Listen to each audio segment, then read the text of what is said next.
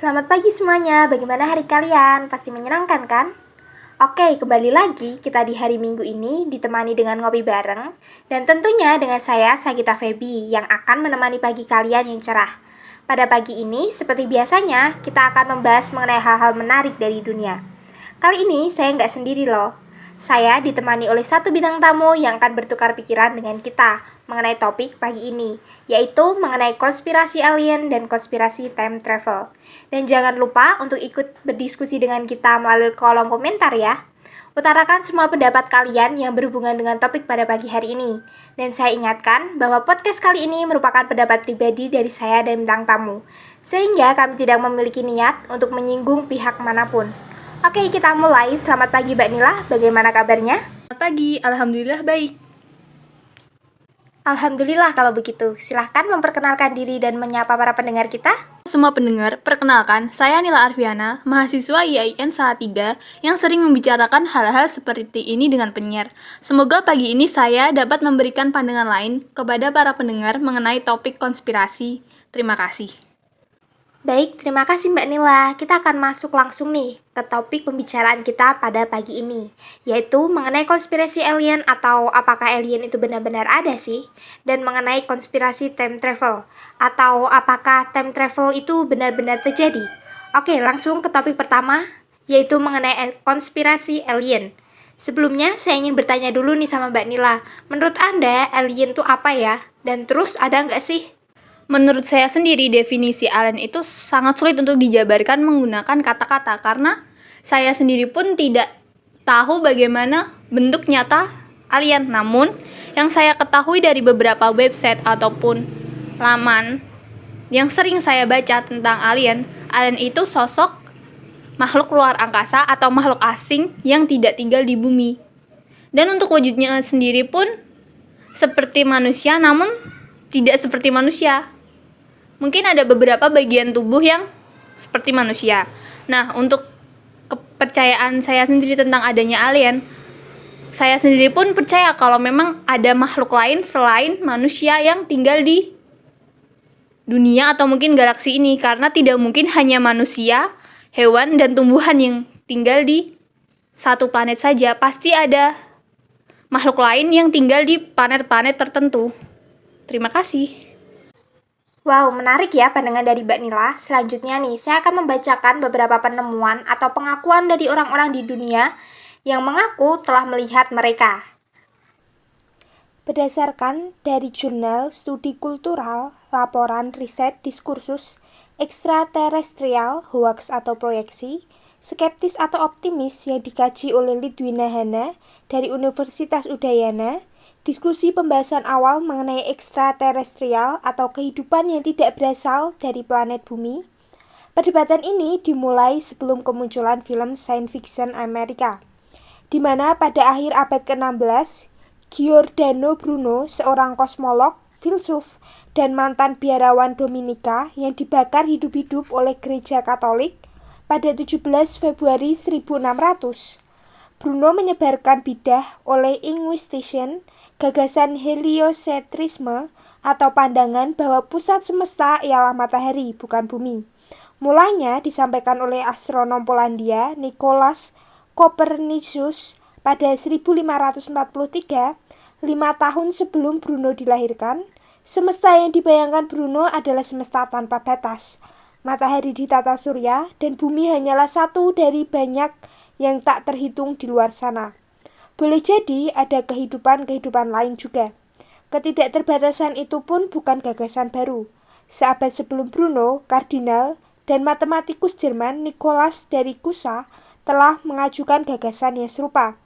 Menurut pemikiran Bruno juga, bumi dan matahari tidak istimewa, di mana bumi hanyalah satelit yang mengelilingi matahari, di mana di alam semesta terdapat juga miliaran matahari lain dengan planet-planet lainnya yang mengitari, sehingga kemungkinan ada potensi kehidupan lain di luar sana. Selanjutnya, menurut Drake and Paradox Fermi, dalam usaha menghitung kemungkinan peradaban maju di tempat lain di alam semesta, Frank Drake merancang rumus untuk memperkirakan jumlah peradaban makhluk ekstraterestrial di galaksi Bima Sakti. Persamaan pendapat dua orang tersebut ialah mempertanyakan berapa banyak bintang yang memiliki kehidupan, seberapa jauh kehidupan berkembang dan melahirkan makhluk-makhluk cerdas. Kemudian beberapa lama peradaban tersebut dapat bertahan sebelum akhirnya punah.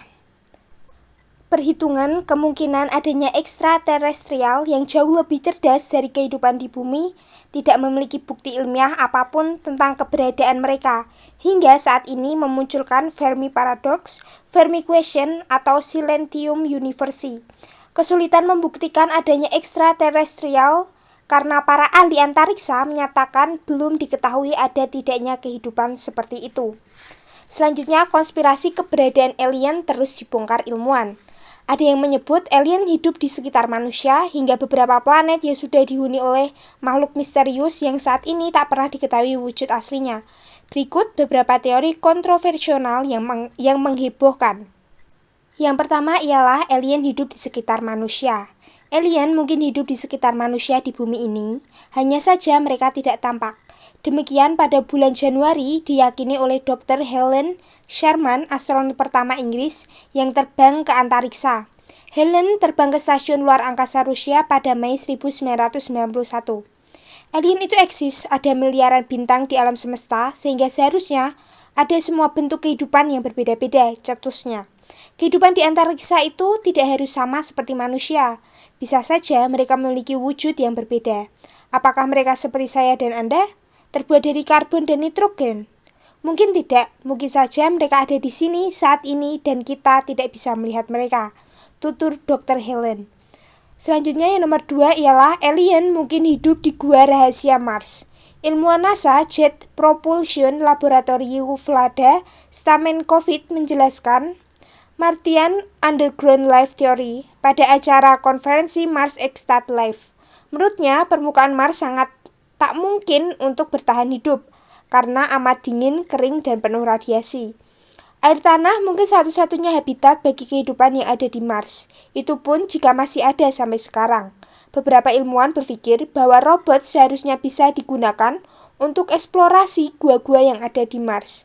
Stamenkovich juga telah mengusulkan kalau NASA bisa menggunakan rover yang bisa mendeteksi air tanah atau bahan kimia yang terkait dengan kehidupan dari permukaan. Ketiga, alien adalah manusia masa depan berkepala besar. Michael Masters dari Profesor Biologi Antropologi di Montana Technological University di Butte, ia mengatakan bahwa evolusi manusia menunjang teori alien dengan wujud yang selama ini digembar-gemborkan, yaitu berkepala besar dan kemungkinan datang dari masa depan. Menurutnya, dalam konteks evolusi biologis, manusia terbukti mengalami perubahan bentuk dengan perluasan neurokranium dan ukuran otak serta kerangka otak bagian belakang. Kepala manusia bisa menjadi lebih bulat dan lebih tirus pada bagian bawah kepala. Jika kita bisa menganggap hal ini dengan serius dan kita percaya dengan laporan-laporan yang ada, fakta bahwa mereka memiliki kaki dua, kepala besar, wajah kecil tanpa rambut, dan seperti manusia, maka saya pikir ini pantas untuk dipertimbangkan, kata Masters. Yang selanjutnya, nomor 4, 36 peradaban alien eksis di galaksi Bima Sakti. Seharusnya ada sedikitnya beberapa lusin peradaban aktif di galaksi kita, dengan asumsi bahwa dibutuhkan 5 miliar tahun bagi kehidupan cerdas untuk terbentuk di planet lain, seperti halnya yang terjadi di bumi, ujar Christopher J. Koslitz dari University of Nottingham, Inggris di bulan Juli 2020. Dia yakin meskipun masih teori spekulatif, penampilan alien mirip manusia. Kita tak akan sangat terkejut saat melihat mereka, cetusnya. Kalkulasi mereka menggunakan metode yang disebut astrobiological Copernican limit dan diperkirakan sedikitnya ada 36 planet di galaksi Bima Sakti ditinggali oleh alien. Tim dari kampus tersebut berasumsi kehidupan di antariksa berkembang dengan cara yang sama seperti di planet kita. Artinya, kehidupan seharusnya ada di planet yang berada di zona habitat, yaitu planet dengan jarak aman dari bintangnya, dan umur planet itu antara 4,5 sampai 5,5 miliar tahun. Kelima ialah bulan Jupiter mungkin ditinggali alien. Pada ilmuwan Jet Propulsion Laboratory NASA di California, Amerika Serikat meneliti cadangan geokimia di bawah lapisan es bulan Europa, salah satu bulan planet Jupiter. Lapisan es ini menutupi lautan di bulan yang penuh mineral. Mereka memakai data dari roket Galileo NASA dan teleskop Hubble. Ilmuwan percaya gravitasi Jupiter dan proses radioaktif alami memecahkan mineral dan melepaskan air. Lautan di Eropa agak asam, banyak karbon dioksida, kalsium, dan sulfat dari kaya klorida. Dengan kata lain, ini komposisi seperti lautan di bumi. Kami percaya lautan ini bisa ditinggali kehidupan atau alien, kata Mohit Melwani Deswani dari Jet Propulsion Lab. 6. Tanda-tanda kehidupan alien ditemukan di Venus. Pada bulan September, kemungkinan tanda-tanda kehidupan terdeteksi di Venus.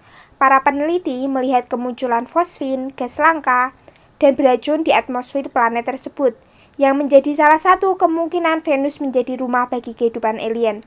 Walau kemungkinan dalam bentuk sederhana, penemuan tersebut bukanlah pengamatan langsung terhadap kehidupan di planet lain.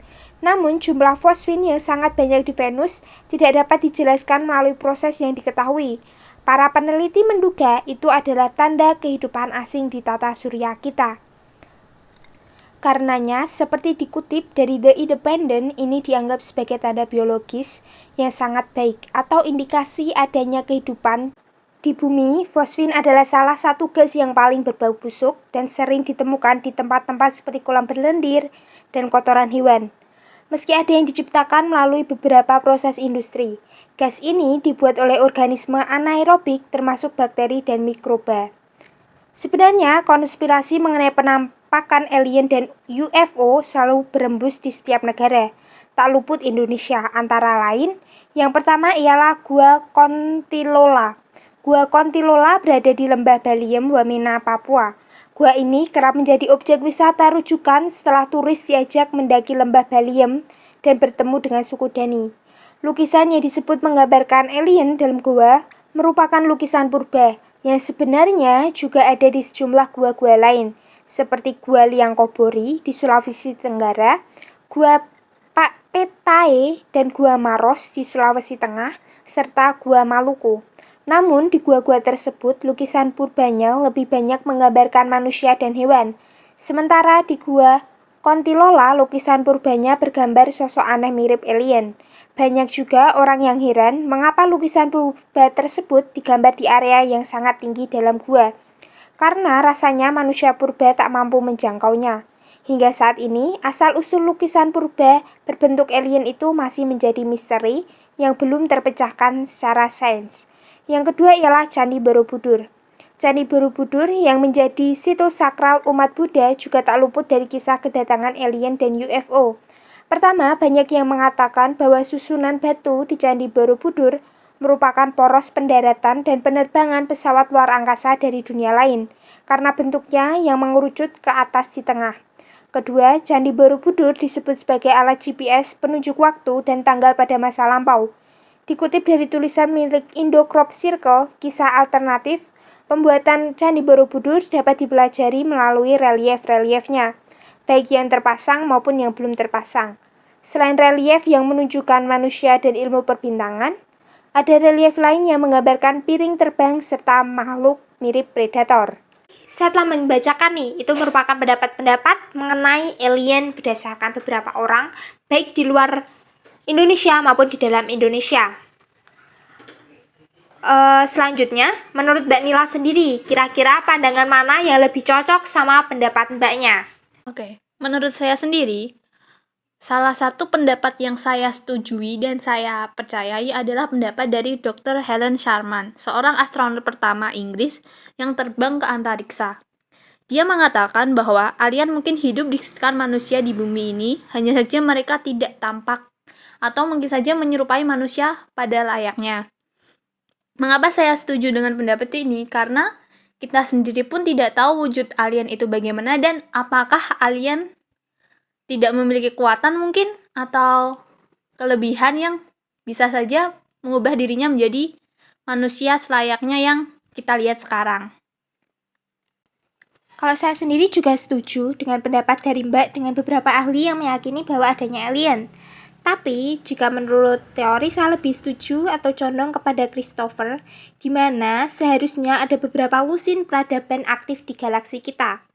Bahkan di luar galaksi kemungkinan juga ada kehidupan juga, karena jika dilihat-lihat, galaksi kita itu hanya salah satu dari beberapa galaksi lain. Apalagi bumi, hanya satu planet kecil dari ribuan planet yang ada di galaksi di luar angkasa sana. Jadi kemungkinan besar lah ada kehidupan lain di luar sana, tidak hanya di bumi yang ditempati. Dan bila berdasarkan dengan yang Christopher katakan, tadi kan bumi kan diasumsikan dibentuk 5 miliar tahun. Akhirnya ada kehidupan di bumi tersebut. Jadi kemungkinan jika dihitung-hitung juga 4,5 sampai 5, miliar tahun sudah dapat diperkirakan adanya 36 planet di galaksi Bima Sakti sendiri yang dapat ditinggali oleh makhluk lain atau kemungkinan alien. Tapi saya tidak tahu ya, saya belum meyakini entah apakah alien itu ada di bumi atau mereka hanya di luar angkasa. Saya tidak mengetahui itu, tapi saya yakin bahwa ada peradaban lain atau kehidupan lain di luar bumi sendiri.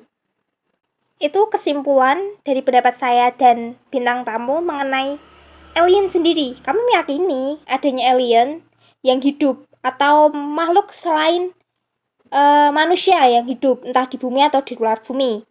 Menarik banget kan ternyata. Gimana nih menurut para pendengar? Langsung aja ya, sampaikan pendapat kalian melalui kolom komentar langsung. Oke, kita akan masuk ke topik selanjutnya mengenai konspirasi time travel. Apakah time travel itu nyata adanya? Jadi menurut Mbak sendiri, time travel itu gimana? Ada nggak sih? Menurut saya sendiri, time travel itu nyata dan memang benar adanya. Hanya saja untuk pembuktian secara logika ataupun secara mata itu sangat sulit karena di masa sekarang ini belum bisa ada seseorang yang membuktikan secara jelas adanya time traveler. Cuma menurut saya sendiri, time traveler itu nyata karena manusia itu selalu mempunyai pemikiran yang di luar nalar. Nah, semakin manusia berpikir dan semakin manusia maju, maka teknologi akan semakin maju.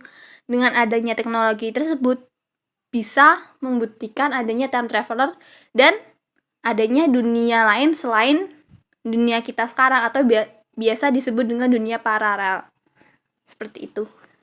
Oke, selanjutnya saya akan membacakan mengenai pengakuan-pengakuan orang-orang dunia yang mengaku pernah melakukan time travel dan pandangan orang-orang mengenai time travel. Selanjutnya kita akan bertanya lagi kepada Mbak Nila mengenai time travel setelah saya membacakan pandangan-pandangan dan pendapat-pendapat tersebut. Time travel, melihat diri kita 5 tahun ke depan, 10 tahun ke depan, atau 20 tahun mendatang adalah suatu hal yang mungkin diimpikan oleh semua orang. Kita selalu penasaran bagaimana bentuk bumi, apa yang akan terjadi 10 tahun ke depan, perjalanan waktu, atau yang populer disebut time travel setidaknya pernah kita lihat pada 1 atau 2 film seri. Sebut saja Back to the Future, Interstellar, Midnight in Paris, hingga The Time Traveler's Wife. Perdebatan mengenai kemungkinan dilakukannya perjalanan waktu memang menjadi pembahasan sains yang seru sekaligus membingungkan. Secara teori pengetahuan, banyak ilmuwan yang mengatakan bahwa perjalanan waktu sangat logis dan memungkinkan untuk dilakukan. Time traveling atau perjalanan waktu merupakan konsep bergerak atau berpindah suatu materi atau entitas ke beberapa titik ruang dan waktu tertentu yang berbeda, bisa di masa lampau atau di masa depan. Para penjelajah waktu tersebut ada yang hanya tertangkap oleh bidikan kamera, ada juga yang mau memberikan konfirmasi terkait dirinya. Bahkan ada juga yang tidak segan memberi ramalan-ramalan terkait apa yang akan terjadi di kemudian hari. Berikut ini adalah beberapa kisah penjelajah waktu yang pernah menggemparkan dunia. Pertama, Caroline Ann Moberly dan Eleanor Jordan.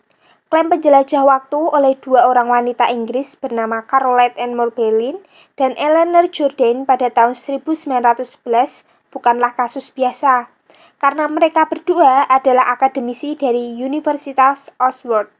Kedua wanita itu menuliskan pengalaman dalam sebuah buku yang awalnya dibawa nama samaran.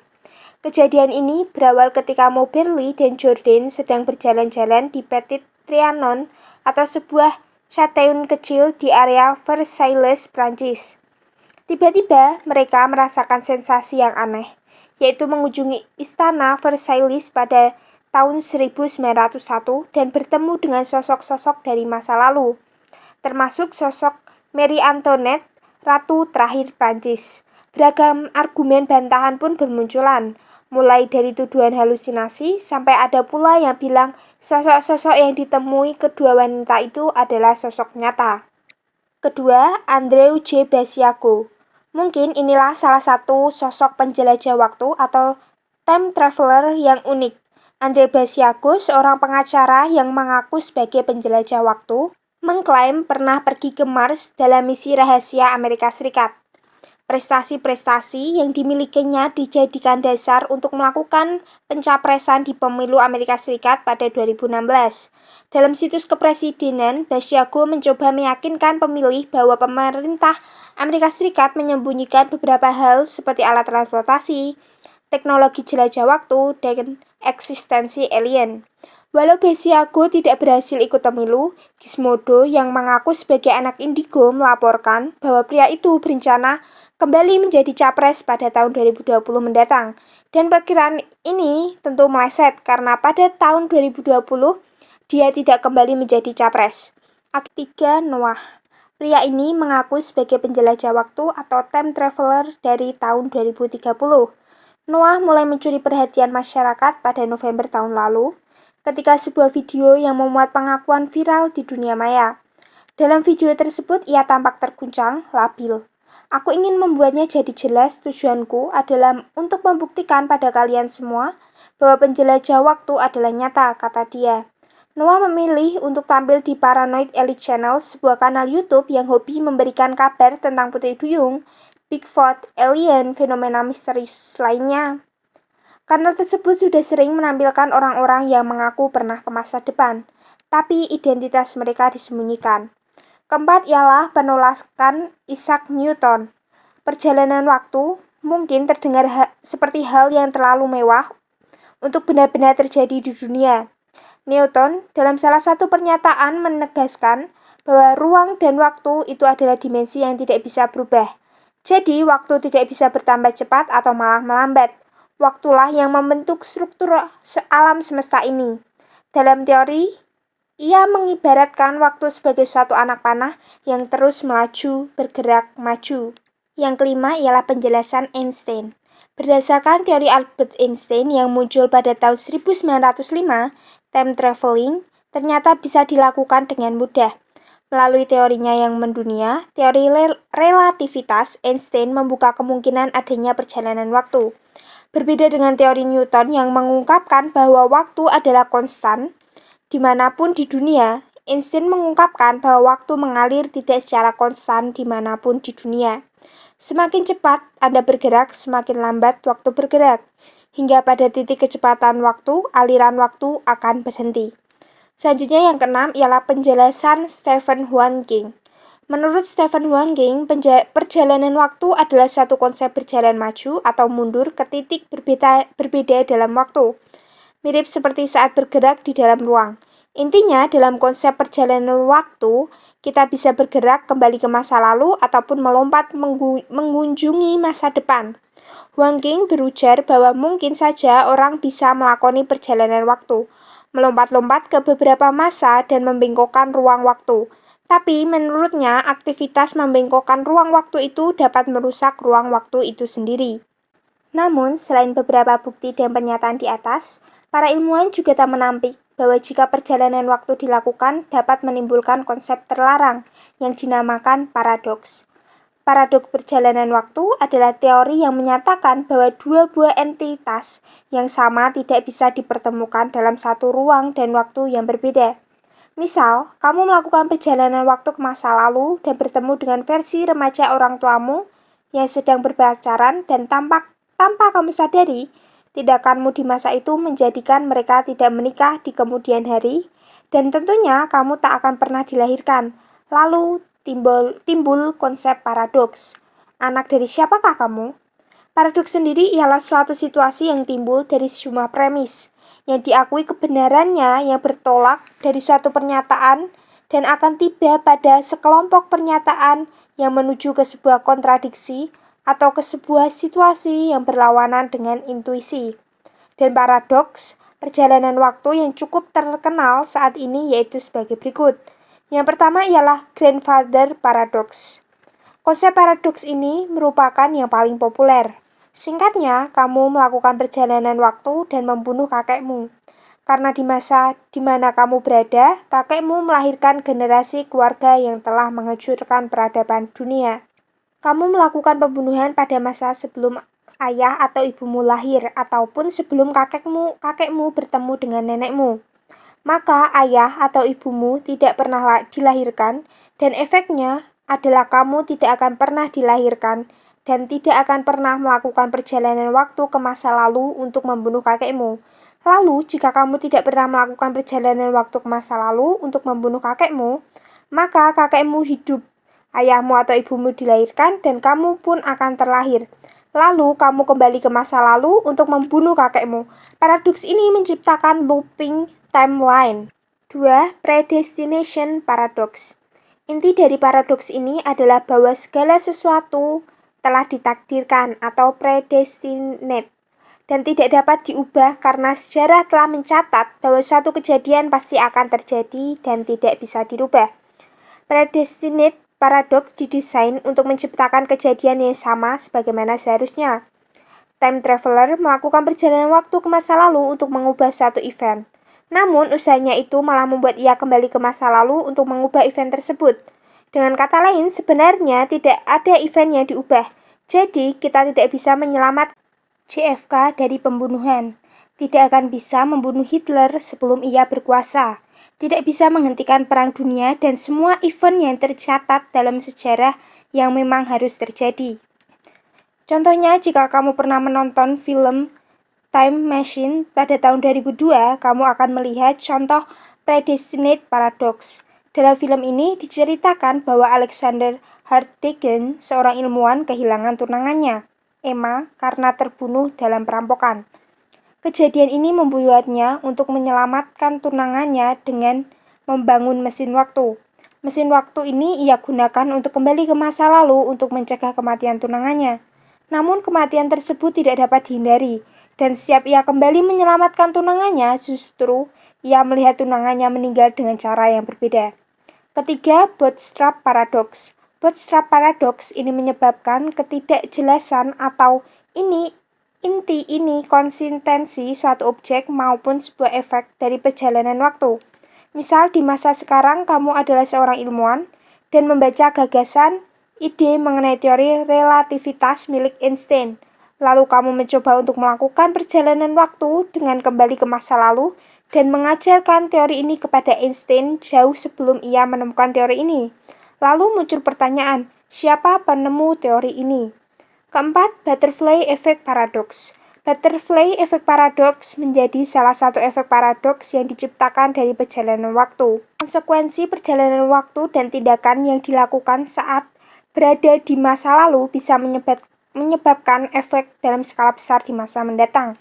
Misal, kamu adalah seorang penggemar film Star Wars dan Indiana Jones, melakukan perjalanan ke masa lalu untuk bertemu dengan George Lucas.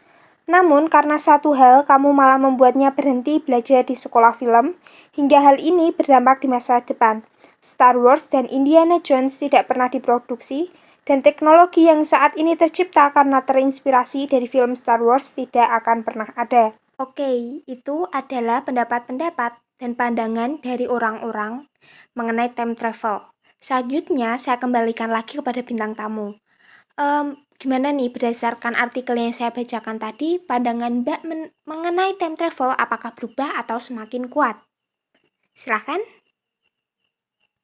Setelah mendengarkan pembacaan artikel yang dibacakan oleh penyiar membuat saya semakin yakin bahwa time traveler itu ada dan memang benar-benar nyata di sini, hanya belum dibuktikan saja atau belum ada bukti nyatanya. Apalagi ditambah dengan penjelasan Stephen Hawking yang mengatakan bahwa perjalanan waktu adalah sebuah konsep berjalan maju atau mundur ke titik yang berbeda dalam waktu, mirip seperti saat bergerak di dalam ruangan. Namun, ketika seorang time traveler sendiri melakukan perjalanan waktu ke masa lalu ataupun ke masa depan, dapat membengkakkan ruang waktu itu sendiri. Karena ruang waktu itu dapat merusak waktu-waktu yang akan datang. Seperti itu. Menarik banget ya. Kalau saya sendiri, sama sih seperti mbaknya, saya lebih setuju pada pendapat dari Stephen Hawking, di mana dia mengatakan kan, bahwa perjalanan waktu itu bisa bergerak kembali ke masa lalu ataupun ke masa depan, bisa melompat-lompat kemanapun, tapi pasti akan menimbulkan satu konsekuensi juga, yaitu rusaknya waktu itu sendiri. Ini juga sesuai dengan paradoks yang telah saya sebutkan tadi, mengenai paradoks yang butterfly effect, di mana time travel sendiri dapat menyebabkan suatu efek paradoks, yaitu konsekuensi dari perjalanan waktu sendiri, yaitu bila dia masuk ke masa lalu dan menyebabkan sesuatu hal yang nantinya dapat berefek dalam skala besar di masa mendatang. Jadi dapat disimpulkan, yaitu time travel itu memang nyatanya ada, tapi teknologi manusia yang belum sampai kepada titik dapat membuktikan adanya time travel, atau kemungkinan time travel ini hanya sebuah imajinasi belaka karena adanya kemungkinan beberapa paradoks yang jika kembali ke masa lalu, pasti masa depan akan berubah. Jika kita kembali ke masa lalu untuk menghentikan perang dunia kedua, apakah akhirnya perang dunia kedua akan berhenti atau tidak akan terjadi? Semua ini tentu saja masih menjadi konspirasi kan? Menarik banget kan? Lalu nih, pendapat dari kalian pendengar sendiri mengenai time travel dan alien, konspirasi antara time travel dan alien, setelah kita bahas nih dari tadi. Kalian juga dapat mengungkapkan pandangan kalian mengenai topik pada kali ini di kolom komentar langsung ya. Wah, nggak kerasa ya waktu kita udah habis, dan sepertinya kita harus mengucapkan sampai jumpa lagi. Dan tak lupa saya sebagai penyiar pagi ini mengucapkan terima kasih buat bintang tamu yaitu Mbak Nila yang sudah mau menjadi teman ngopi dan ngobrol dengan kita hari ini. Dan tak lupa terima kasih juga untuk para pendengar yang sudah mau menemani podcast ngopi bareng pagi ini. Semoga hari kalian terus menyenangkan. Selamat pagi, sampai bertemu lagi di ngopi bareng selanjutnya.